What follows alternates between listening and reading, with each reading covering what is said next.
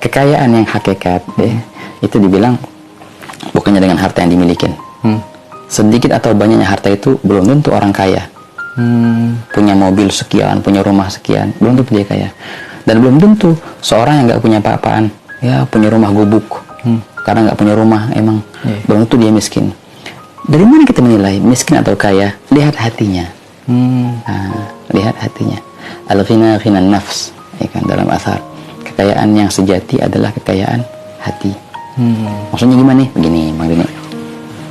Kalau orang merasa berkecukupan ya, alhamdulillah, makannya enak, ade makan sayur asam, ya, apa ikan apa? Ikan teri. Pasangan itu. Orang tahu itu. Sayur asam, ikan teri, dia nikmatin dan dia nggak ada lintasan di hatinya untuk makan yang lebih dari itu, contohnya. Udah nggak kepikir. Ini sudah termasuk orang kaya ini. Tapi kalau seandainya orang makan, wah hebat makannya gitu, tapi dia rasa ada yang kurang, ini nggak ada di sini, berarti dia masih miskin ini, masih mencari yang lain. Merasa kekurangan gitu. Juga sama orang punya motor contohnya, dia nikmatin motornya, nggak kebayang-bayang untuk beli mobil atau beli yang wah gitu. Ini berarti orang kaya nih.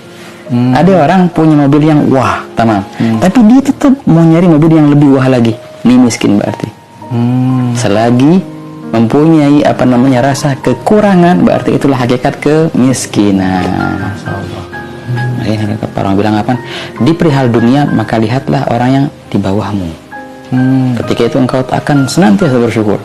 Tapi di perihal akhirat lihatlah orang yang di atasmu. Oke, ini yang pertama nih. Perihal hakikat kekayaan.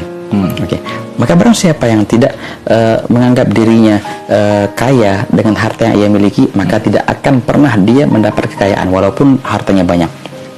Begitu pula perihal ilmu. Barang siapa, kata Imam Haddad, yang tidak memanfaatkan ilmu yang sedikitnya, maka dia tidak mungkin untuk memanfaatkan ilmu yang banyaknya di kemudian hari. Gitu katanya. Masyaallah. Allahu Akbar. Tapi ini kata Imam Haddad, ini Bib, kan di awalnya harta, terus yang keduanya ilmu gitu Bib. Nah betul. Nah ini dia. Nah, ini hubungannya tadi. Hubungan antara ghana'ah, sifat merasa berkecukupan, dengan ilmu tadi. Antara sedikit harta sama sedikit ilmu. Bila mana sedikit harta tidak menjadikannya kaya, maka harta yang banyak pun tidak bisa menjadikannya kaya. Persis kayak gini perihal ilmu.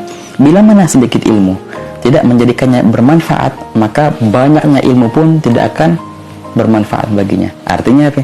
Setiap perkara yang banyak itu mulanya dari sedikit semua. Patokannya di sedikit nih, inti bisa ngapain di sedikit nih. Nah itu kayak gitu, jangan tabik di banyaknya. Jangan berkhayal, wah masih sedikit bentar deh kalau sudah banyak dulu. Nah jangan khayal itu deh.